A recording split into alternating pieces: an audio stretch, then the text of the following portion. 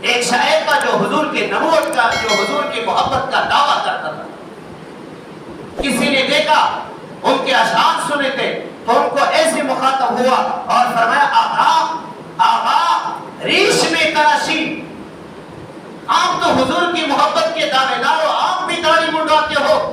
وہ شعر کہنے لگا ریش میں تراشم ولیکن دلے کسیرا نمے تراشم، میں تو اپنے داڑھی منڈواتا ہوں، کسی کی دل کو زخمی تو نہیں کرتا ہوں۔ وہ سامنے والا کہنے لگا بھلے دل حضور میں تراشی، آپ تو حضور کے قلب اطہر پر چوری پھیر رہے ہو، حضور کی سنتوں پر نہیں۔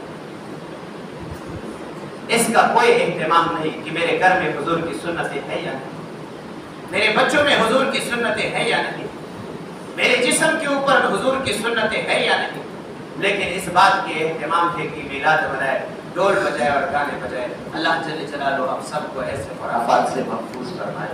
اذان سماعت